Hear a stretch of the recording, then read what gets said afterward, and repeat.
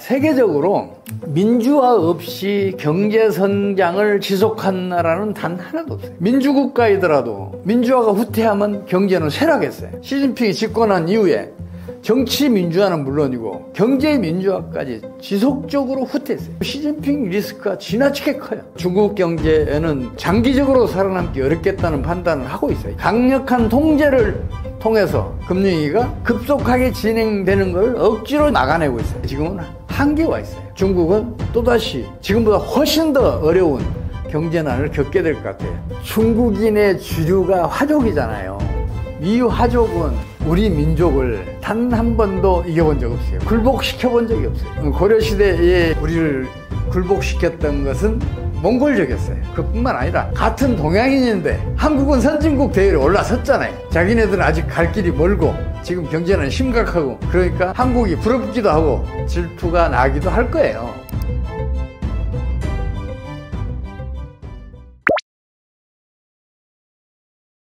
지금 사실은 중국 경제가 도약을 하기 시작한 게 등소평이 개혁개방 정책을 펼치면서 그랬잖아요. 특히 그때 중요한 역할을 한 게 외국 자본 유치였었어요. 우리나라에도 적극적으로 유치 정책을 펼쳤었잖아요. 우리 기업들 많이 갔어요, 그때. 당시에만 하더라도 중국에서 그런 얘기가 있었어요. 한국 아니면 중국 경제 무너진다는 얘기가 있었어요. 한국 업체도 많이 중국에 진출했지만 당시에 중국 수출업체들은 우리나라 아니었으면은 존재할 수가 없다고 말할 정도였었어요. 부품 소재를 우리나라에서 가져다 쓴 것은 물론이고 그 제품을 만드는 기계도 거의 다 우리나라에 수입해 갔어요. 일본이나 유럽, 미국 등의 선진국 기계를 수입해 오려면 그 가격이 너무 비쌌어요. 우리나라가 딱 중국 수준에 맞는 기계를 공급해 줬어요. 시진핑이 2012년도에 집권한 직후부터 중국 경제는 추락하기 시작을 했어요. 개혁개방 정책도 후퇴했고 외자 유치가 아니라 외국 자본들을 쫓아내기 위해서 혈안이 돼 있었어요. 자국 기업 키운다고. 그뿐만 아니라 세계적으로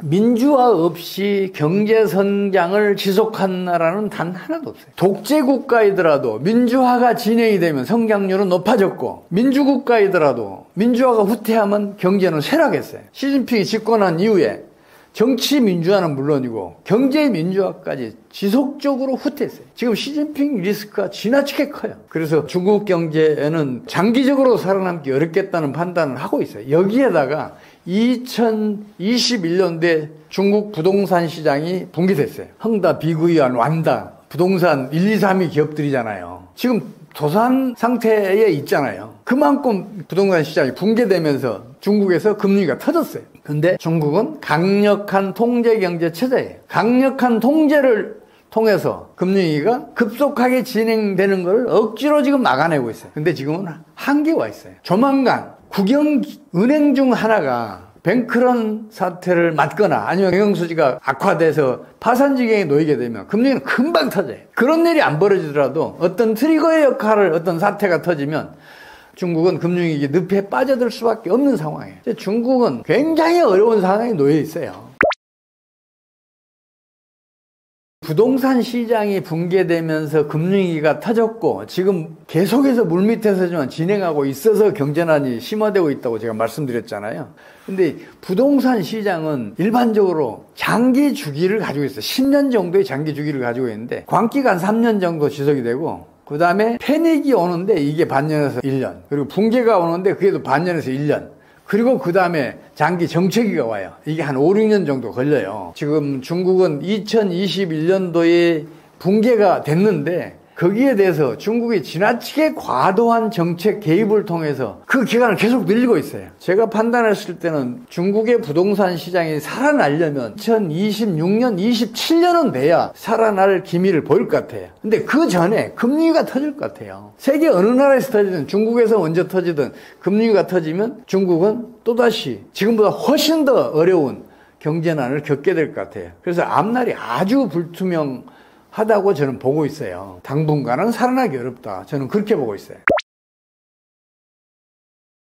지금으로서는 맞불 작전을 펼칠 수밖에 없을 것 같아요. 산불이 걷잡을 수 없이 번질 때는 그걸 진화하기 위해서 그 앞 진행 방향에 미리 맞불을 놓잖아요. 맞불을 놓으면 이제 그 숲을 태워야 되니까 손실이 크죠. 근데 그것 때문에 그 맞불 작전을 못 펼치는데, 그렇게 해야 통제 불가능한 산불은 진화할 수가 있어요. 경제도 그런 정책을 펼칠 때 지금과 같이 통제 불가능한 경제난, 이것도 극복해낼 수 있을 것으로 저는 판단하고 있어요. 그런 대표적인 사례가 우리나라가 외환위기를 극복한 거예요. 우리나라가 외환위기 세계에서 가장 성공적으로 가장 단기간에 극복했던 이유가 그런 정책 때문이에요. 외환위기가 닥치자마자 우리 정부가 강력한 구조조정 정책을 펼치니까 당시에 외환위기로 경제난이 심화되면서 총 수요도 감소하고 있었잖아요. 근데 총 공급 능력은 더 빠른 속도로 감소하기 시작한 거예요.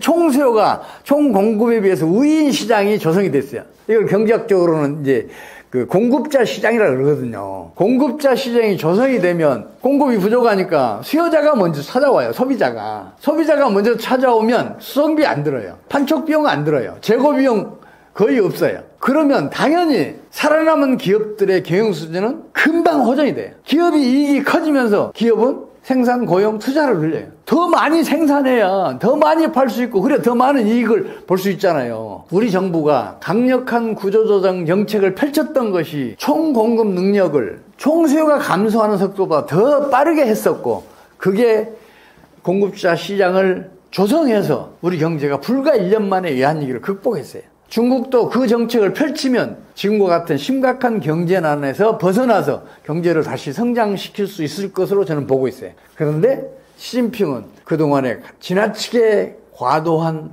독재 정책을 펼치는 바람에 국민들의 신임을 잃고 있으니까 구조정책 펼치면은 경제는 일시적으로 심각해지잖아요. 정리해고 많이 당할 거 아니에요. 기업 도산 사태 일어날 거 아니에요. 그걸 국민들이 견뎌내기가 힘들어요. 그래서 중국의 시진핑 정권 하에서는 그런 강력한 구조조정 정책, 맞불 작전의 정책을 펼치기 어려울 것으로 저는 보고 있어요. 그래서 당분간 중국의 경제가 참 어렵겠다고 보고 있습니다. 중국인의 주류가 화족이잖아요. 이 화족은 우리 민족을 단 한 번도 이겨본 적 없어요. 굴복시켜본 적이 없어요. 고려시대에 우리를 굴복시켰던 것은 몽골족이었어요. 또 청나라가 조선을 굴복시켰던 것도 만주족이었어요. 화족은 단 한 번도 성공하지 못했어요. 오히려 침략했다가 왕조가 망한 것은 몇 차례 있었어요. 이제 그런 게 어떤 그 열등감으로 작용했달까? 이제 그게 원인 중에 하나가 아닐까 싶어요. 그뿐만 아니라 같은 동양인인데 한국은 선진국 대열에 올라섰잖아요. 자기네들은 아직 갈 길이 멀고 지금 경제는 심각하고, 그러니까 한국이 부럽기도 하고 질투가 나기도 할 거예요. 그래서 중국이 정부는 물론이고 그 국민들까지 한국을 질시하고 그리고 견제하는 심리가 강해진 것 같아요. 중국 경제 한 나라만 경기 침체가 아무리 심각해도 우리나라에 끼치는 영향은 크지 않을 것 같아요. 왜 그러냐면 희한하게 우리 기업과 국민은 위기에 강할 뿐만 아니라 어느 한 문이 닫히면 반드시 다른 문을 열어요. 우리 엔터업계가 그랬잖아요. 한한령으로 한류를 전면적으로 차단했잖아요. 지금도 공식적인 활동을 못하고 있잖아요. 그런데 우리 엔터업계는 일본 시장, 동남아 시장을 더 적극적으로 개척했고, 미국을 빌어서 중남미 시장, 북미 시장 모두 다 새롭게 개척해놓고, 유럽 시장, 서남아시아, 중동, 아프리카 시장까지 개척해냈잖아요. 우리 국민과 기업은 세계 최강의 경쟁력, 성장력을 가지고 있다고, 그래서 저는 그렇게 판단을 하고 있어요. 그래서 중국 한 나라가 어렵더라도 그건 얼마든지 극복할 수 있다고 저는 보고 있는데, 문제는 세계적인 금융위기가 터져서 전 세계 경제가 경제난에 처하면 우리 경제도 그 타격을 피하기 어려워요. 더 이상 개척할 시장이 없을 거 아니에요. 물론 절대는 아니겠죠.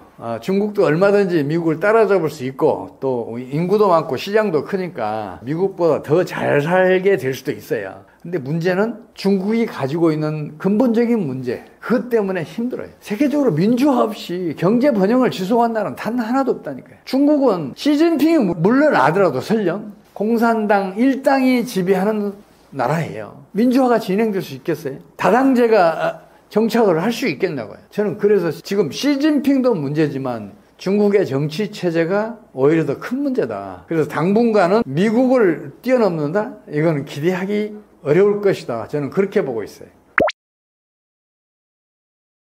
뭐 여러 가지 원인이 있어요. 여러 가지 원인이 있는데 중국은 사실 국제 분업 체계에 잘 들어왔고 개혁 개방 이후에 그 이후에 소위 국제 공급망의 매우 중요한 축을 차지하면서 메이드 인 차이나 없이는 물건이 만들어지기가 어려웠잖아요. 그래서 이제 세계의 공장이 됐고 이제 이대로 발전하면 세계의 시장이 될 거다. 이제 이렇게까지 갔었단 말이에요. 그런데 이제 그 과정에서 중국 정부가 벽에 부닥치는 일이 벌어진 거예요. 예를 들어서 우리가 보통 뭐 변증법 얘기 많이 하죠. 양적인 변화가 오래되면 질적인 변화가 일어나야 된다. 이런 얘기를 하는데 그게 이제 우리 경제학에서는 중진국 함정이라는 표현을 씁니다. 중진국까지는 잘 가는데 거기에서 한 단계 더 업그레이드가 돼야 선진국으로 가잖아요. 근데 중국은 지금까지 수많은 노동력이나 이런 그다음에 정부의 행정력을 동원한 요소의 투입을 가지고 발전을 잘 해왔어요. 그러니까 약간 비효율적으로 보였던 것도 물량으로 커버를 하면서 볼륨을 엄청나게 키웠고 그래서 실제로 2010년에 세계 2대 경제체가 됩니다. 그러니까 미국이 1등이고 그 당시까지 일본이 2위였는데 중국이 2010년도에 일본을 물리치고 세계 2대 경제체로 올라온 거예요. 물론 이제 그때 뭐 G2라는 표현도 많이 쓰지만 중국은 G2라는 표현을 안 쓰거든요. 왜냐하면 G2라는 거는 자기네가 생각할 때 G1은 미국이고 자기네는 2인자니까 그런 표현을 안 쓰지만 어쨌든 세계의 두 번째 큰 그리고 미국과 더불어서 가장 큰 두 개의 경제체 중에 하나다라고 이제 중국이 얘기합니다. 그런데 이게 선진국으로 가려다 보니까 이 요소의 투입만 갖고는 안 되는 거죠. 그게 뭐 경영 관리라든가 사회 시스템이라든가 이런 게 받쳐줘야 되는 거예요.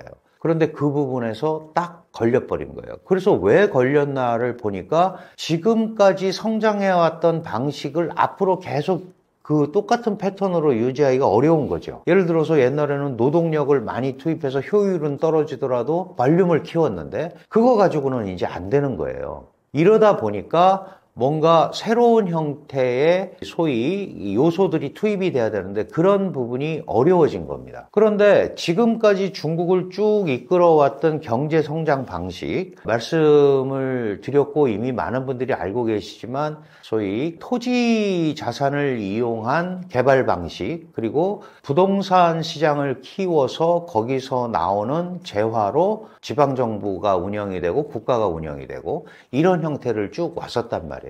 근데 이 과정에서 일단 더 이상 그런 메커니즘으로는 경제가 발전하기 어렵다라는 것을 실감하기 시작을 했고 또 하나는 결국은 지속 가능한 발전을 이루려면 과학기술이 기반이 돼야 된다. 그런데 이 과학기술이라는 거는 하루아침에 그냥 생기는 게 아니잖아요. 그런데 아시다시피 중국은 개혁개방이라는 걸 통해서 들어온 외부 기업이라든가 이런 데에서 강제로 기술 이전을 받고 또는 뭐 해킹이라든가 이런 걸 통해서 이 결과물을 절취한 부분도 있습니다. 다른 과학기술을 절취하고 이런 거를 융합해서 자신들은 중국적 창조, 새롭게 뭘 만들어냈다고 하지만 서방의 관점, 특히 트럼프 대통령 일기 때 관점에서 보면 중국은 훔친 기술로 물건을 만들고 거기에 비관세 장벽, 환율 조작이라든가 이런 걸 통해서 국제 무역 질서도 해쳤고 그리고 전 세계를 빨아들이는 자본을 빨아들이는 블랙홀이 되면서 심지어 미국의 기업들까지 중국에 들어가게 되고 그래서 미국의 일자리도 없어졌다. 그리고 그 돈을 가지고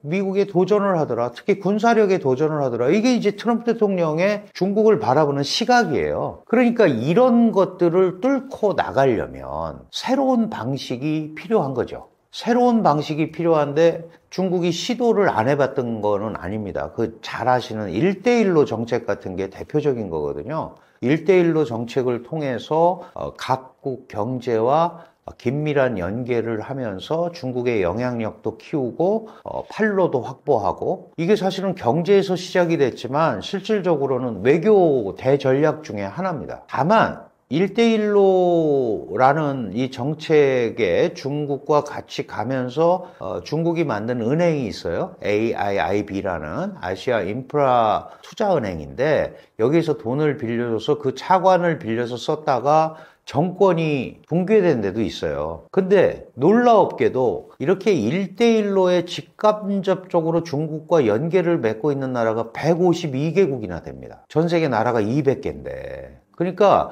그 영향력이 굉장히 크거든요. 그런데 이제 이런 나라들이 소위 코로나 팬데믹 이런 걸 겪으면서 중국과 소원해지게 되고, 그죠? 중국의 영향력이 상대적으로 좀 덜 하게 된 거죠. 이러면서 중국이 생각한 대로 그림이 잘 안 그려진 그 현상이 지난 5년간 있었던 겁니다. 그래서 이제 그걸 보고 중국이 예전과 같은 동력을 갖기가 어려울 것 같다. 그게 바로 차이나 피크론이에요. 많이 들어보셨죠? 이제 중국의 발전은 여기까지다. 돌파가 안 될 거다.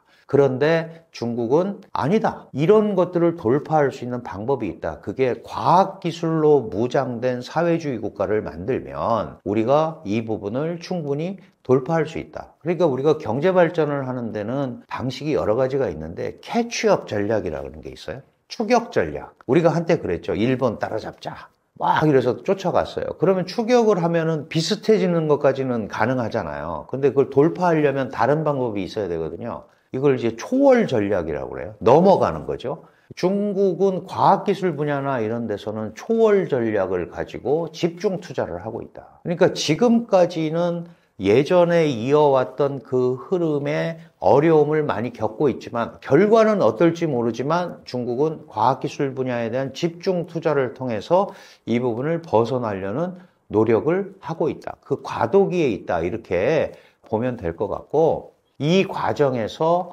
이 소위 서방 세계의 제재, 특히 트럼프 1기, 그 다음에 바이든 행정부도 역시 중국을 압박한 건 마찬가지거든요. 특히 전략산업, 바이든 같은 경우는 전략산업에 대한 반도체, 자동차, 그 다음에 바이오 산업 이런 데 대한 압박을 한 거고, 트럼프 대통령은 그보다 훨씬 더 광범위하게 하는 거예요. 그러니까 이런 압박 속에서 중국이 지난 몇 년간 상당히 침체가 돼 있었고, 코로나 팬데믹의 후유증은 결국은 국가 간의 물적, 인적 이런 교류를 제약을 했었고, 그런 것들이 이제 풀려서 국제경제가 활성화되면 중국이 거기에 핵심 플레이어로서 참여를 할 수가 있었을 텐데, 그게 또 지금 이 트럼프 대통령이 1기 때보다 더 강력한 방식으로 중국을 압박을 하려고 하니까 그게 지금 굉장히 어려운 국면에 처해 있다. 이제 이게 왜 문제가 되냐 하면 중국이 사회주의 정권이잖아요. 그럼 원래 돈을 갖고 있는 사람들은 이게 경제가 어려워져도 일정 부분 버틸 수가 있어요. 그런데 저소득층은 버티기가 어렵잖아요. 그럼 민심이 흉흉해지는 거죠. 그럼 이게 뭐야, 우리는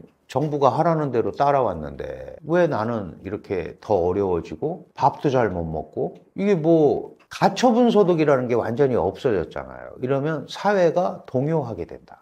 사회가 동요하면 공산당 정권이 가장 핵심적으로 생각하는 소위 사회 안정, 여기에 결정적인 마이너스로 작용을 하는 거죠. 그래서 이런 부분이 확산이 되는 거는 공산당 통치의 정통성과 합법성에 직접적인 영향을 끼치기 때문에 이런 부분을 빨리 무마를 해야 돼요. 이제 이 부분이 굉장히 어려움을 겪고 있다. 이제 이게 문제가 되는 거고요. 그러면 이 중국이 그럼 뭐 미국을 따라잡는 게 불가능한 건가? 지금까지는 사실은 지금 트럼프 대통령이 와서 지나친 미국 중심주의가 전 세계를 흔들고 있지만, 미국이 소위 세계를 경제를 지배하고 이랬던 가장 핵심적인 이유는 미국이 시스템을 제공했기 때문에 그렇습니다. 달러를 쓰고 그걸 가지고 금융을 어떻게 하고, 물론 미국적 입장이지만, 그리고 국제적으로 이런 것들이 잘 이루어질 수 있도록 해상 군사력을 동원해서 컨트롤을 했고, 이런 시스템을 제공해 주니까 미국에 대한 신뢰가 있는 거죠. 미국은 죽어도 안 망할 거야. 근데 중국도 그걸 똑같이 하고 싶은데 중국 경제는 너무 이런 외부적 요인에 의해서 휘청휘청한단 말이죠. 그러니까 중국이 나를 따르라고 하지만 많은 국가들이 내가 뭘 믿고 중국을 따라가지? 라는 생각을 할 수밖에 없잖아요. 그러면 중국이 나를 따라올 수 있게끔 미국만큼은 안 되더라도 중국적 리더십, 중국적 시스템이 다른 많은 국가들한테 공인이 돼야 되는 거예요. 근데 그 부분에 대해서는 우리는 서로 가는 길이 다르잖아. 가치도 다르고. 이런 부분을 지금 설득을 못하고 있는 거죠. 이제 뭐 인류 운명 공동체 이런 것들은 굉장히 포괄적으로 내놓은 캐치프레이즈예요. 그죠? 뭐 인류가 같은 운명이라는데 그 맞지. 근데 그거를 내가 앞장설 테니까 나를 따르라. 굉장히 모호하죠. 이 서방의 시스템이라는 거는 꼭 그게 좋다 나쁘다가 아니고 우리가 보통 자유, 민주, 인권, 개방, 시장 이런 것들이 컨센서스가 이루어져 있잖아요. 근데 중국적 방식은 아직 그런 컨센서스를 갖고 있지 못하다. 그런 면에서 미국이 제공한 시스템을 대체하거나 그거에 준하는 거를 마련할 때까지는 아마도 다른 국가들을 설득하는데 많은 시간이 걸릴 거다. 그래서 많이 그런 거죠. 중국은 절대 이 시스템을 가지고는 미국을 이기기가 어렵다라고 얘기하는 겁니다. 그러나 상대적으로 얘기하면 그러한 설득 가능한 시스템을 가지고 온다면 국가마다 특히 지금같이 이렇게 각국 보호주의가 만연하는 상황에서는 선택은 개별 국가의 선택일 수밖에 없잖아요. 그러니까 중국은 그런 데서 틈을 보는 거예요. 특히 최근에 나타나는 현상은 미국이 동맹국, 우방국을 가리지 않고 강력한 관세로 압박을 한단 말이죠. 그러면 중간에 틈이 벌어지잖아요. 대표적으로 미국하고 EU하고 많이 벌어졌잖아요. 그러면 중국은 그럴 때 EU에 접근을 하죠. 만약에 트럼프 대통령이 한국에 대해서 지금 26% 관세를 부과했고 또 주한미군 방위 분담금 문제 가지고 또 막 이러면 조금 멀어질 수도 있잖아요. 그럼 이제 그런 틈을 중국이 파고들 거다. 이제 이런 것들을 가지고 중국은 미국에 직접적으로 미국만큼은 아니지만 상당 부분 새로운 어떤 그룹을 형성하는 리더로서 움직이려는 노력을 당분간 시도를 할 거다. 특히 이제 글로벌 사우스라고 많이 들어보셨을 거예요. 예전에 이제 우리가 보통 제3세계라고 그랬는데 특히 중국은 최근 들어서 이 글로벌 사우스 국가들과의 교류 강화, 협력 강화를 계속 외치고 있거든요. 그러니까 그런 부분에서 새로운 어떤 세계를 리드하는 그런 핵심 지위를 갖겠다라는 게 중국의 생각이다. 그래서 사실 지금 이제 트럼프 대통령이 전 세계적인 상호 관세를 부과하고 중국을 압박한다고 그러는데 최종적으로 궁극적인 목표가 뭘까? 미국 혼자만 하는 건가? 아니면 중국을 정말 무릎을 꿇리려고 하는 건가? 저는 실질적으로 그렇게 무릎을 꿇리기도 어려울 뿐더러 아마도 트럼프 대통령은 나의 말을 잘 듣는 중국, 나에게 협력하는 중국 이런 걸 만들려고 그러는 거 아닌가 하는 그런 생각을 해보게 됩니다. 어쨌든 전반적으로 중국이 그런 미국을 극복을 하려면 다른 국가의 인정을 받는 시스템을 제공할 수 있어야 된다. 이런 거가 핵심이 되겠죠. 사실 이제 중국 분열 얘기도 나오고 특히 이제 군부에서 새로운 실력자가 나오면서 시진핑과 각을 세우고 있다. 이제 이런 얘기가 많이 나오는데 중국의 공산당 시스템은 그렇게 간단하지 않습니다. 그리고 군부 같은 경우도 당의 군대예요. 중국의 인민해방군은 당의 군대고 공산당의 군대거든요. 그러니까 물론 이제 국가의 군대지만 공산당이 만들었고 공산당이 통치하니까 그래서 공산당의 지도자가 군의 통수권자가 되는 구조입니다. 그래서 사실은 이제 군사력이 직접적으로 최고 지도자한테 저항하기는 굉장히 어렵고 지금 보이는 난맥상은 군부 내부에 파벌투쟁이나 이런 게 있을 수가 있죠. 왜냐하면 시진핑 인맥과 그렇지 않은 다 시진핑 인맥이지만 상대적으로 좀 덜한 인맥들 간의 싸움, 이런 투쟁 이런 것들이 벌어지고 물론 그게 이제 힘이 합쳐지면 직접적으로 도전 세력이 될 수도 있지만 군이 당을 넘어서서 하기는 쉽지가 않다. 사실 예전에 그런 역사도 있었어요. 예전에 문화대혁명이 그 소위 인표라는 당시 군의 뭐 통수권자는 마오쩌둥이었지만 군을 움직이는 인표라는 국방부장이었는데 인표가 사실 반란을 꾀하다가 결국은 발각이 돼서 해외로 탈출하다가 도망가다 죽었다.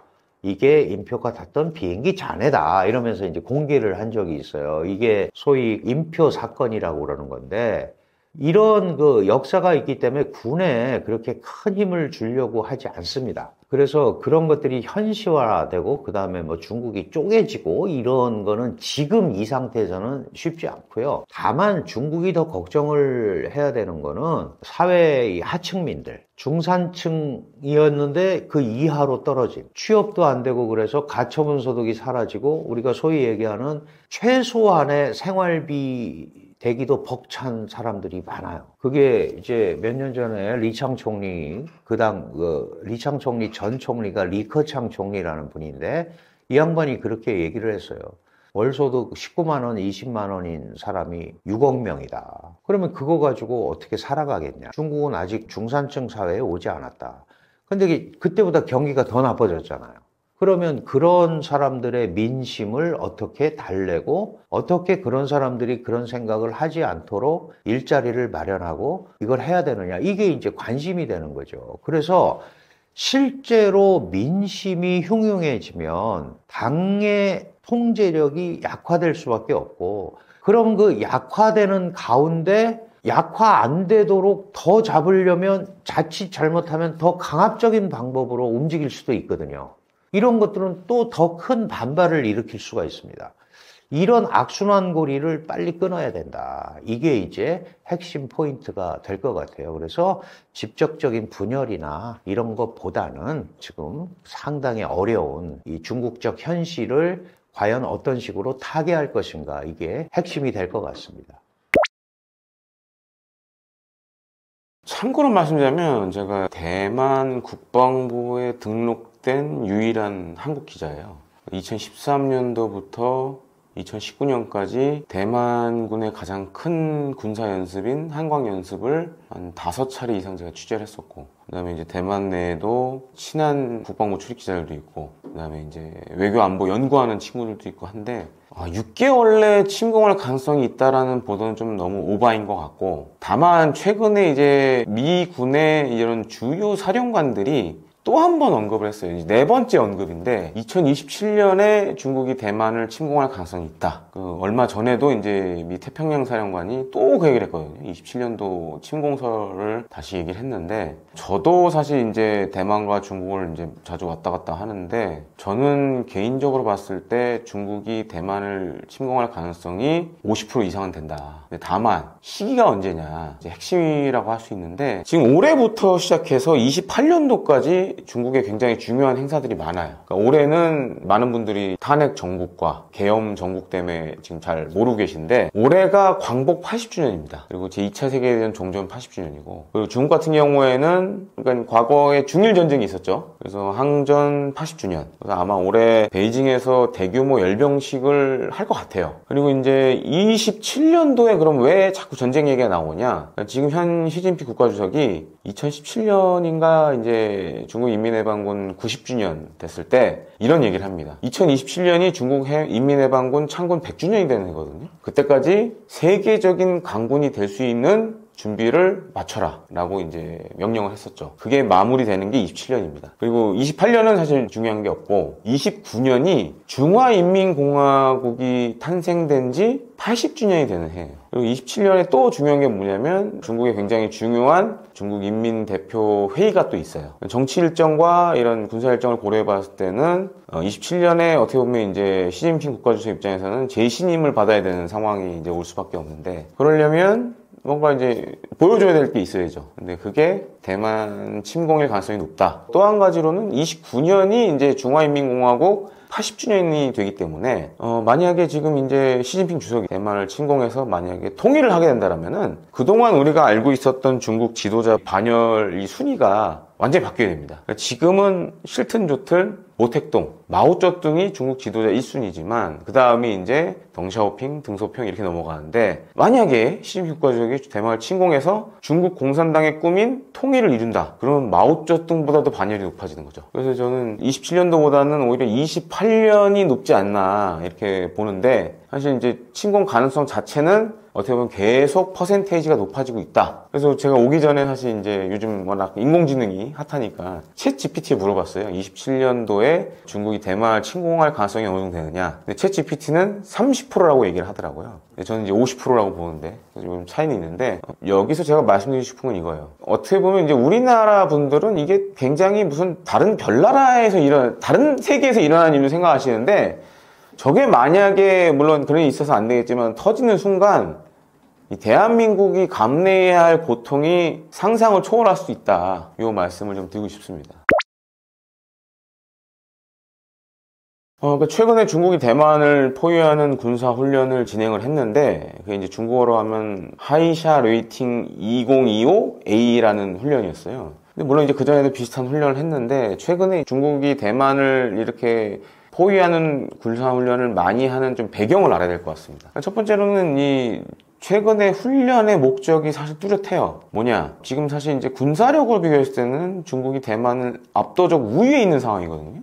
그러니까 그러한 군사적, 특히 이제 해공군력을 활용해서 유사시에 혹시 미국이 개입할 수도 있는데 이걸 사전에 차단하겠다라는 목적이 분명하고 또 한 가지로는 이제 뭐 이게 눈에 띄는 것들도 있지만 이런 각종 무기 체계를 동원하는 포위도 하지만 지금 중국은 사실 대만을 대상으로 인지전이라는 걸 굉장히 많이 수행을 하고 있습니다. 인지전이 뭐냐면 막 가짜 정보도 흘리고 뭐 이런 것들을 많이 하고 있는데 그리고 이제 막 대외적인 어떻게 보면 심리전 차원에서의 메시지를 내요. 그러니까 지금 이제 대만을 집권하고 있는 민진당에게 대만 독립과 관련된 거는 말도 꺼내지 마라. 꺼내는 순간 너네 죽는다. 막 이런 식의 메시지를 계속 보내고 있거든요. 그러니까 이제 제가 앞서도 설명을 드렸지만 최근에 하는 훈련은 약간 이제 대만 침공 전에 일종의 사전 준비적인 성격이 되게 강하다고 봐요. 그러니까 이제 대만 일대를 완전히 포위를 하고 유사시에 미국이 개입할 수 있는 부분을 차단하겠다 메시지가 분명하게 보이고 있어서 이게 좀 심상치 않다. 그리고 과거에는 이제 예를 들어서 1995년에도 제3차 양안 위기가 있었는데 이때는 막 상륙 훈련도 하고 막 대만 정말 내일 쳐들어갈 것 같이럼 막 이렇게 그런 상황까지 끌고 갔는데 최근에는 대만 본섬에 대한 상륙 훈련보다는 오히려 포위 위주의 훈련을 많이 하고 있어요. 그러니까 이제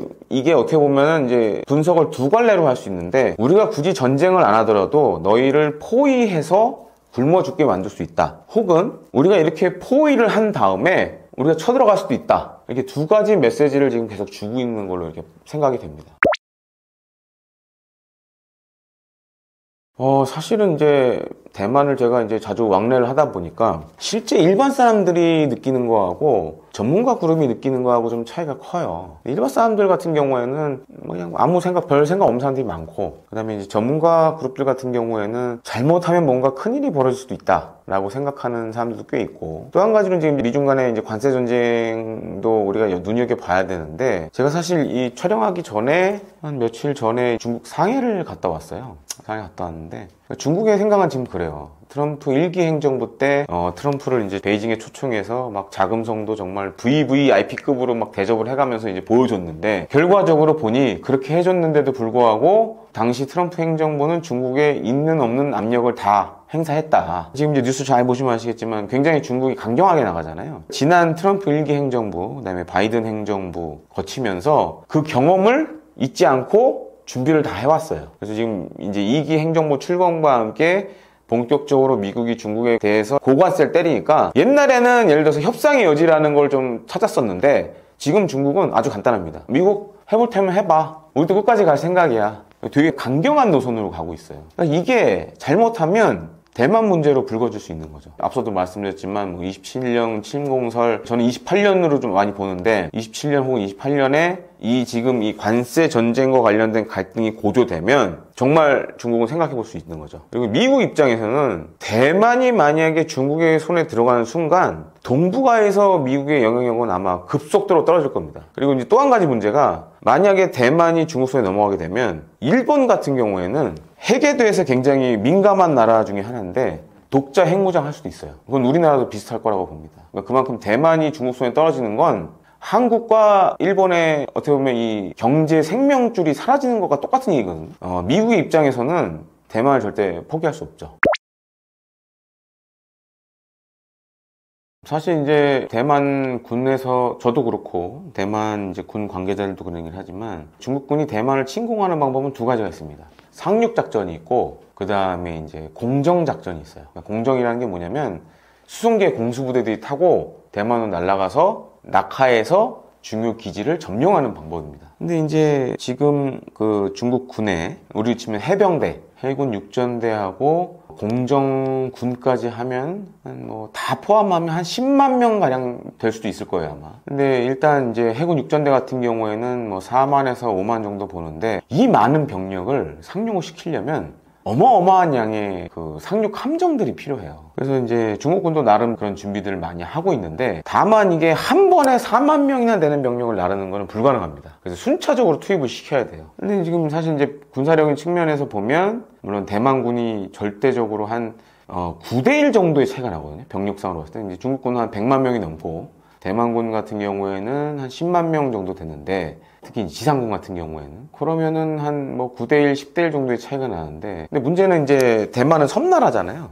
바다가 있고 그러다 보니까 중국군 입장에서는 한 번에 많은 병력을 대만에 이렇게 보내기가 어려워요. 저도 실제 훈련 가서 훈련하는 거 보면 가서 직접 보기도 했지만 나름 대만군이 준비도 잘 돼 있고 그런 측면에서 만약에 중국군이 대만을 침공한다 그러면 제가 봤을 때 한 투입되는 병력의 최대 절반 혹은 3분의 1은 대만 해협에서 다 사라지지 않을까. 사실 이제 병력이나 무기 측면에서는 중국군이 지금 압도적으로 앞서고 있지만 대만의 이제 가장 큰 방어막은 바다예요. 대만 해협. 그래서 대만 해협이 뭐 짧은 곳은 한 100km, 긴 곳은 한 200km 정도 되는데 이거와 관련돼서 대만군은 그동안 준비를 오랫동안 해왔어요. 저도 이제 실제로 연습이나 가서 보면은 놀라는 부분도 굉장히 많은데 제 예상으로는 만약에 중국군이 쳐들어간다 그래도 대만 해협을 건너다가 많게는 절반 뭐 적게는 한 3분의 1 정도는 대만 해협을 건너오다 사라지지 않을까 그런 문제가 있어서 사실 뭐 방어적인 입장에서 봤을 때는 대만은 사실 천의 요새예요. 일단 앞에 이 바다가 있기 때문에 그런 측면에서는 방어적인 측면에서는 아직도 대만이 유효하다, 유리한 점이 많다라고 말씀드리고 싶습니다. 그 많은 분들이 사실 간과하는 부분이 이겁니다. 그러니까 일단 중국의 대만 침공 가능성도 굉장히 우리는 낮게 보고 있고 또 한 가지로는 만약에 그런 일이 벌어졌을 때 우리나라에는 무슨 영향이 미칠까 생각하고 연구하시는 분들이 거의 없어요. 저는 그런 부분에 이제 관심을 오래전부터 많이 갖고 생각했었는데 가장 큰 문제가 이겁니다. 우리 경제에 있어서 가장 중요한 바다가 제주도 밑에 보면 이 동중국해 부분, 보통 이제 해군에서는 제주 및 남방 해역이라고 그러는데 만약에 여기 이 제주 및 남방 해역이 중국이 대만 침공할 때 사용되는 중요한 군사적인 바다예요, 다. 우리 서해부터 동중국해까지는 만약에 중국이 대만을 침공하면 다 전쟁터가 되는 거예요, 그냥. 그게 바다만 그런 게 아니라 바다 밑 그리고 위에 공중까지도 다 전쟁터가 되는 거예요. 만약에 미국이 진짜 개입을 하게 되면 서해, 남해, 동중국해 그 다음에 저 싱가포르까지 가는 중요한 바다들은 다 전쟁터가 되는 겁니다. 마비가 되는 거예요. 그럼 당장 어떤 일이 생길까요? 우리 원유 수입 대부분 중동에서 하죠. 대부분 이제 싱가포르 통해서 이렇게 해가지고 남중국해, 동중국해 통해서 다 들어옵니다. 이거부터 문제가 생기겠죠, 전쟁이 나면. 그 다음에 이제 하늘길도 다 막히죠. 그러면 이제 아마 서쪽으로 가는 거는 다 마비될 겁니다. 동쪽으로 가는 건 문제가 없지만. 그렇게 되면 우리 경제에 엄청난 타격이 되겠죠. 이제 물가도 많이 오를 거고. 그 다음에 이런 예를 들어 중국이 대만을 침공하게 되면 많이 나오는 시나리오 중에 하나가 그렇다면 북한이 또 뭔 일을 저질 수 있다. 이렇게 예상하는 시나리오들이 굉장히 많거든요. 그러면 굉장히 정말 위험한 시기가 올 수밖에 없는 거죠. 우리 한국 입장에서는. 근데 지금 제가 봤을 때 가장 큰 문제는 물론 일어나서는 안 되는 일이지만 이런 걸 가정을 해서 뭔가 준비는 해야 돼요. 혹시 이런 일이 생길 수 있으니 우리가 이런 플랜은 갖고 있어야 된다. 근데 사실은 제가 이렇게 알아보면 그런 플랜조차도 없어요, 우리나라는. 굉장히 뭐 일어나서는 안 되지만 만약에 일어나면 굉장히 심각한 타격을 받을 수도 있다, 우리나라가. 물론 우리나라 같은 경우에는 어떤 일이 닥치면 또 재빠르게 해결하는 능력이 있지만 과연 그런 일이 생겼을 때 잘 해낼 수 있을까? 라는 좀 걱정이 크죠. 정말 이게 쉽지 않은 질문인 것 같아요. 답변하기도 굉장히 어렵고. 지금 이제 미국의 요구하는 건 아주 간단합니다. 더 이상 중국이랑 같이 놀지 마. 그리고 미국은 트럼프 2기 행정부는 우리가 얘기한 대로 좀 해줬으면 좋겠어. 이런 무언의 압력들을 행사하고 있죠. 뭐 관세라든가 그다음에 이제 주한 미군 관련된 문제들 뭐 이런 것들. 그래서 이럴수록 우리가 더 어떻게 보면 좀 더 유연성을 발휘할 필요가 있고, 특히 외교 관계에 있어서 어떻게 보면 이제 미국과 중국 사이에서 줄다리기를 잘해야 될 것 같아요. 만약에 잘못하면 정말 양쪽으로부터 다 큰 피해를 입을 수도 있는데 정말 이제 실사구시의 바탕을 둔 그런 외교적 노력들이 향후에 굉장히 중요할 걸로 생각이 됩니다. 개인적 야망도 있고 국가적 차원도 있죠. 왜냐하면 중국도 사실은 엄밀히 얘기하면 이제 분단된 나라죠. 대만이 이제 따로 떨어져 있으니까. 그리고 이제 중국 공산당이 중국 본토 전체는 다 접수를 했지만 대만이라는 섬만 지금 수복을 못 하고 있는 상황이기 때문에 이거는 중국 공산당의 꿈이기도 해요. 그리고 또 한 가지로는 시진핑 국가주석 같은 경우에는 굉장히 국방을 중요시 생각하는 사람 중에 하나입니다. 물론 이제 그동안 여러 중국의 지도자들이 국방 자체를 소홀히 한 건 없지만 아주 일례로 시진핑 국가주석은 취임하고 나서 만약에 올해 또 한 번 열병식을 한다 그러면 임기 내에 한 4번 정도 열병식을 한 사람이 돼요. 근데 보통 중국의 국가 지도자들이 10년 임기에 뭐 1번 혹은 많아야 2번 뭐 이렇게 했었거든요. 보통 열병식을. 근데 이 시진핑 국가주석은 한 지금 올해 열병식까지 만약 하게 된다 치면 한 4번 정도 하게 되는 건데, 그만큼 본인이 군에 관심도 많고 개인적인 야망도 있죠. 그 어떤 중국 지도자들도 못한 통일의 꿈을 완성을 한다. 대만을 만약에 중국이 갖는 순간 동북아시아에서는 중국이 이제는 패자예요. 1등이에요. 왜냐면 한국과 일본의 생명줄을 사실상 이제 모가지를 딱 쥐고 있는 형국이 되기 때문에, 그런 측면에서는 어떻게 보면은 이 중국의 국가 지도자라면 해볼 만한 도전이죠. 그리고 만약에 성공했을 경우에는 역사적 반열의 위치가 달라지니까 마오쩌둥을 앞설 수도 있거든요. 이렇게 되면 마오쩌둥은 물론 이제 중국 본토 그리고 중화인민공화국을 만드는 데 기여했지만 통일의 꿈은 이루지 못했거든요. 근데 시진핑 주석이 만약에 대만을 침공한다, 그래서 만약에 성공했다, 그럼 통일의 꿈을 이뤘으니까 그건 얘기가 달라지는 거죠. 최근 시진핑 주석의 권력이 위태롭다고 하는데 무슨 이유 때문일까요? 이유 다양하죠. 저번에 군대 얘기는 금방도 말씀드렸는데요. 군대 내부에서 대만 문제 때문에 이런저런 문제 때문에 군대 사람들은 시진핑 너무 싫어해요. 잘 따라가지도 않고요. 그리고 또 공산당 내부에도 갈등이 되게 심해요. 이유도 다양한데 지금 중국, 미국 갈등 되게 심하잖아요. 근데 중국 고위층 간부들은 자기 돈이나 자기 아들, 딸 미국 보냈어요. 다는 아니지만 대부분 다 미국에 보냈어요. 진짜로 만약에 미국, 중국 갈등 심하게 되면 미국 정부는 중국 공산당 고위층 간부들 가지고는 돈 다 동결시켜버리면 중국 공산당 내부는 난리 나는 거잖아요. 그 사람들은 막 시진핑이랑 어떻게 싸울 수 있는지 상상할 수 없는 정도로 어쨌든 이게 다 이미 시작했어요. 중국 공산당 내부의 많은 사람들은 시진핑 보고 좀 그만해라. 왜 미국을 그렇게 막 심하게 싸우는지. 우리 모든 거 다 미국 안에 있으니까 이 부분 때문에도 갈등이 심하게 생기고요. 그리고 또 예를 들면 태자당 이런 사람들도 되게 돈 많아요. 그 사람들은. 그러니까 중국 경제에 계속 이렇게 망하게 되면 시진핑 돈 없으면은 일반 서민들 돈 없어요. 그런 소문도 나타나더라고요. 태자당 사람들은 좀 돈 좀 내라. 우리 지금 경제 상황 안 좋은데 당신 가지고 있는 돈 20% 내라. 그러니까 뭐 이런 거를 제가 어제 확인할 수 없지만 그런 소문은 나타나더라고요. 그럼 태자당 이 사람들은 가만히 있을 수가 있어요? 태자당 이 사람들도 되게 파워 엄청 센데, 그죠? 그리고 일반 서민들도 힘들어요. 코로나 3년 동안 진짜 장사도 못하게 하고, 이 사람들은 중국 정치를 그렇게 정확하게 알고 있는 게 아니지만 그래도 내가 왜 이렇게 힘들게 살고 있냐. 최소한 이 3년 동안 코로나 때문에 내가 아무것도 못하잖아요. 그러면 이 시진핑 때문에 아닌가요? 이렇게 얘기도 할 수 있고, 지금 시진핑 반대하는 세력들도 막 점점 일어나고 있고요. 예를 들면 후춘화 이 사람이 있어요. 후춘화는 옛날에 중국 전 국가주석 후진터 시진핑 후에서 지정하는 후계자인데, 그러니까 이 사람들도 지금 점점 지금 계속 활동하고 있어요. 왜냐하면 아마도 그 밑에 시진핑 반대하는 세력 되게 많아가지고 이 사람들을 후춘화 지지를 해가지고 무슨 이런저런 행동하고 있지 않을까. 짱요샤도 그래요. 어쨌든 시진핑을 좋아하는 사람 거의 없어요. 그리고 시진핑도 지금 나이도 많고 건강 상태도 안 좋고요. 그래서 경제는 계속 악화될 수 있고 미중 갈등 계속 심하게 되고 있고 가면 갈수록 시진핑 파워, 권력 더 약하게 될 수밖에 없을 것 같아요. 후춘화는 도대체 어떤 인물이기에 시진핑을 위협하고 있는 것인가요?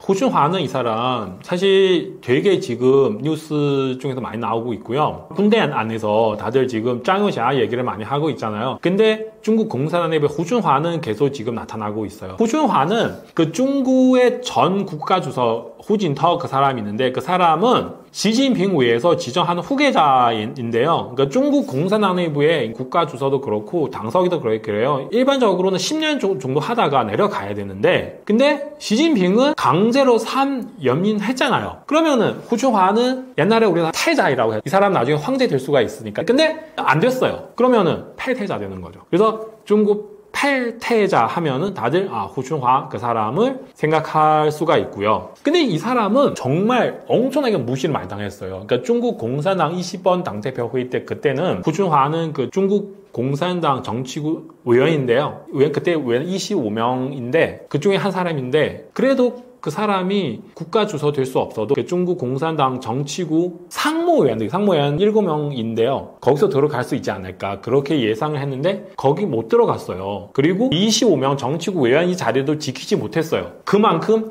완전히 무시를 당했어요. 결국에 그 사람은 중국 정치협상회의 그런 조직이 있는데 거기 가서 부주서 역할을 하는 거예요. 그 중국 정치협상회의는 이 조직이 뭐냐면 있어도 되고 없어도 되는 그런 조직인데 거기서 부주서 역할 하면은 뭐 특별하게 일이 없어요. 어쨌든 거기서 완전 무시 당해가지고 거기서 막 그냥 조용히 있었는데 그 시진핑 뜻은 뭐냐면 당신은 그냥 아무 소리도 하지 말고 아무 행동하지 마. 그냥 조용히 있다가 나이 좀 되면 집에 가라. 그런 뜻인데 후춘화 이 사람이 패태자이니까 정치 생명이 이미 끝났다. 그렇게 생각을 했거든요. 근데 작년에 갑자기 이 사람 나타나고요. 그리고 또 짱유샤 그 사람이랑 비슷한 시기에 같이 나타나더라고요. 그게 뭐냐면 중국 작년에 그 3중 전회 있었어요. 중국 공산당 3중 전회 있는데 3중 전회 끝나고 나서 이 사람이 활발하게 활동을 시작했어요. 내몽골도 가고 중국의 건안省도 가고 중국의 광서 자치구도 가고요. 가가지고 마치 높은 사람인 것처럼 막 얘기도 하고 현지 사람들도 엄청 많이 잘해주고 심지어 이 사람이 해외 출장도 갔어요. 스페인 갔어요. 어떤 그 행사를 참석했는데 그 행사를 대부분 경우는 다 중국 국가 부주석 가서 참석을 해야 되는데 근데 이 사람 참석했어요. 그러면 사람들은 질문하는 거죠. 왜? 이 사람 왜 나타나는 거죠? 사람들은 이상하게 생각할 수 있잖아요. 왜냐면 시진핑 가장 싫어하는 사람인데 그쵸? 황제를 가장 싫어하는 사람 패배자 맞잖아요. 왜냐면 이 사람이 언제 나타나서 시진핑 대신할 수도 있잖아요. 만약에 시진핑 잘한다면 시진핑 정말 잘했어요. 근데 시진핑 지금 되게 못하고 있잖아요. 못하고 있으면 사람들은 비교를 하는 거잖아요. PD님이 뭐 차 2대 선택하고 싶은데 그 중에 3대 구입을 하셨어요. 근데 이 차는 엄청 안 좋아요. 그럼 다른 차를 계속 생각할 수도 있잖아요. 사람은 그래요. 그럼 시진핑 못하면 못할수록 사람들은 계속 후춘화 생각이 나요. 이 사람 더 잘할 수 있지 않을까? 그러면은 시진핑 이 사람 되게 싫어하는데 정말로 시진핑 파워 강하면은 이 사람 아무것도 못하게 해야 되는데 이 사람은 그냥 나타나더라고요. 활발하게. 그리고도 짱유샤 그 사람 비슷한 시간에 그냥 나타나더라고요. 이유가 뭘까요? 만약에 그 사람 시진핑에게 잘못했습니다. 다시 나를 사용해 주십시오. 그런 가능성은 있죠. 근데 과연 시진핑 그렇게 봐줄 수 있어요? 만약에 후춘화 그 사람 특별한 능력이 있어요. 그러니까 이 중국의 땅에서 후춘화만 할 수 있어요. 이거를. 그러면 아마 시진핑도 오케이.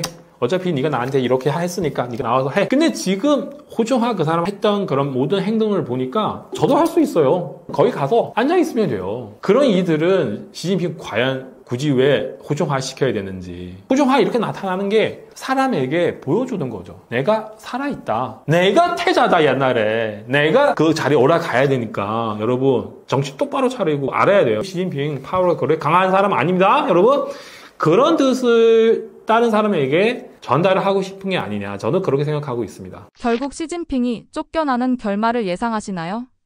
사실 이게 좀 어려워요. 왜냐면 시진핑 떠나서 일단 중국 공산당 체제를 유지를 해야 돼요. 이 체제를 유지를 해야 이 사람들은 같이 뭔가 할 수가 있는데 만약에 갑자기 시진핑 이런 시진핑한테 구테타 일어나면 이 중국 정치 자체가 흔들릴 수가 있으니까 그래서 제가 볼 때는 아마 조용히 예를 들면 몇 년 뒤에 중국 공산당 21번 당대표 회의 때 만약에 그때 시진핑 파워 엄청 약하게 됐어요. 그러면은 이미 5년도 지나갔으니까 시진핑도 열심히 하셨으니까 우리는 시진핑 내려가는 것은 대해서 박수 한번 쳐봅시다. 그렇게 자연스럽게 내려갈 수 있게 그렇게 만드는 게 아니냐 그렇게 생각하고 있어요. 갑자기 막 구테타 일어나가지고 시진핑 막 갑자기 내려갔어요. 그래도 중국 지금 경제 문제도 그렇고 외교 문제도 그렇고 그 정치 문제도 그렇고 군대 문제도 너무 심해요. 상황이 너무 안 좋은데 지금 시진핑이 갑자기 내려가면 중국 공산당 이 배 자체 망할 수도 있어요. 그러니까 그 사람들은 이 배를 유지를 하려고 해요. 이 배에 있어야 우리 뭔가 돈 벌 수도 있잖아요.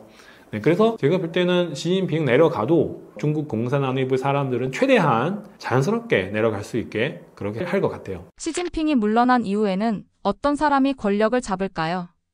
그거 저도 뭐 여기서 정확하게 말씀드리기가 힘들 것 같고요. 사실 후준화 그 사람도 그렇게 특별한 능력이 있는 사람 아니고요. 옛날에 리커창도 있는데 후진타오 이 사람도 있잖아요. 이 사람들 할 수 있는 이유가 뭐냐면 되게 약해서 사람들은 다 보니까 이 사람 괜찮은 것 같다. 이 사람 만약에 중국 국가 조사되면은 나한테 무슨 안 좋은 점 없으니까 다들 괜찮다고 생각하니까 그렇게 하게 되는 건데 그래서 만약에 시진핑 내려가면 과연 이 두 사람 올라갈 수 있는지 잘 모르겠어요 사실. 네. 그리고 지금 시진핑도 파워를 엄청 강해요. 아직도 엄청 강한 파워를 가지고 있어요. 쉽게 내려갈 수 있는 거 아닙니다. 근데 서로 싸우고 또 싸우고 중국 경제 상황도 안 좋게 되고 외교 문제 뭐 트럼프의 제재도 계속 하면은 제가 볼 때는 이 공산당 자체가 망할 수도 있어요. 상황은 이래. 그 바다 있잖아요. 바다는 바람이 엄청 센데 파도도 엄청 무서운데 근데 이 배 안에 있는 사람도 지금 싸우고 시작했어요. 그러면 배 자체가 이 공산당 체제 더 쉽게 망할 수도 있어요. 제가 그렇게 보고 있어요. 네, 과연 누구도 올라갈 수 있는지 그거는 아직 잘 모르겠어요. 시진핑이 계속 집권하는 게 한국에 더 좋을까요? 현재 중국의 권력 다툼은 결국 한국에 어떤 영향을 미칠까요? 제가 볼 때는요. 일단은 만약에 중국 정말 민주화될 수 있으면 한국한테 제일 좋죠. 민주화되면. 자유민주 나라 한국처럼 이렇게 되면은 제가 항상 그렇게 생각했거든요. 만약에 중국 민주화되면 그러니까 한국도 자유민주 나라잖아요. 서로 엄청 친하게 지낼 수가 있어요. 그렇게 되면. 그러면 한국은 중국한테 수출할 수도 있어요. 그럼 한국은 엄청 많은 돈 벌 수 있어요. 저도 그때 되면은 중국, 한국 사이에 큰 역할 할 수도 있을 것 같은데 근데 지금 시진핑 있으면은 그 중국, 한국 갈등 심하게 될 수밖에 없어요. 제가 볼 때는. 그 사람 해왔던 일을 보니까 사드부터. 근데 그 사람 만약에 내려가면 만약에 공산당도 망하지 않았어요. 다른 사람 올라오면 제가 볼 때는 최소한 시진핑보다 더 나지 않을까요? 시진핑 이 사람은 약간 마오쩌둥이랑 비슷해요. 시진핑은 한국을 봤을 때 어떻게 보는지 알아요? 약간 비슷한 얘기도 할 것 같은데 진짜 시진핑 입장을 봤을 때 한국은 바로 중국의 속국? 그렇게 생각하고 있거든요. 옛날 그 청나라, 명나라 때 진짜 사드 그때는 진짜 한국을 너무 무시해버렸어요. 한국은 뭐야 이게? 까불지 마. 약간 그런 느낌? 제가 볼 때 그래요. 약간 마오쩌둥이랑 비슷비슷해요. 근데 다른 사람 시진핑 대신하면은 특히 그 호춘화이랑 비슷한 사람 이런 사람들은 타자는 아니고 그러니까 일반 서민들 출신인데 그래도 조금 나지 않을까요? 시진핑보다. 네. 그래서 제가 금방 말씀드리잖아요. 계속 이렇게 싸우고 되면은 중국 이 체제 자체가 망할 수도 있어요. 다음 단계는 누구 하는지 만약에 중국 정부, 중국 체제 망하면은 중국 아마 민주 자유나라 될 수가 있으니까 그거 제일 좋아요. 중국 경제가 안 좋다는 것을 한눈에 볼 수 있는 지표는 어떤 게 있을까요? 뉴스 많죠. 제가 한 가지만 말씀드릴게요. 그 작년 같은 경우는 그 중국의 일부 정부들은 어떤 사무실 만들었어요. 그 사무실 무슨 사무실이냐면은 그 중국어로 하면은 짜고 마이티 사무실인데 그냥 여러분 이해를 못 하실 수도 있는데 그 뜻은 뭐냐면 짜는 깨들이다, 꼬는 밥솥 깨들이다. 그러면 마이는 팔다, 티에는 철, 쇠. 그러니까 우리 집에 너무너무 힘드니까 그래서 우리 아무것도 없어요. 집에서 그냥 밥솥만 있어요. 그 철로 만들어잖아요. 그거를 깨드리고 그거를 철로 팔아서 조금 수입 생길 수가 있다. 진짜 마지막 방법이죠. 그러니까 중국 사람은 이렇게 얘기를 해요. 예를 들면 아빠 암 걸렸어요. 돈이 없으니까 아빠 걱정하지 마세요. 제가 짜고매티 해도 아빠 병원비 내드릴게요. 근데 일반 서민들은 이렇게 얘기를 하면은 상관없는데 중국 일부 정부들은 짜고매티에 사무실 만들었어요. 그러니까 정부, 지방 재정을 그만큼 힘들죠. 돈 없으니까. 정부는 가지고 있는 재산들, 예를 들면 중국 방송사 엄청 많이 망하고 있어요. 방송사 되게 많이 망했어요. 방송사 망하면 거기 건물도 있고 안에 뭐 가구도 있고 뭐 TV도 있잖아요. 그런 걸 다 팔아서 공무원에게 그 월급도 주는 거고요. 그러니까 이런 사실 얘기를 하면은 경제 문제도 엄청 심한데 되게 많아요. 근데 여러분 생각해 보세요. 이게 제가 여기서 이게 소문은 아니고 진짜 중국 NMH도 보도를 했어요. 중국 정부까지 이런 자고 마이티 사무실 만들었어요. 가지고 있는 재산들 팔아야 공무원에게 월급 줄 수 있다. 생각해 보세요. 이게 경제 상황 얼마만큼 힘든지 바로 아실 수가 있겠죠?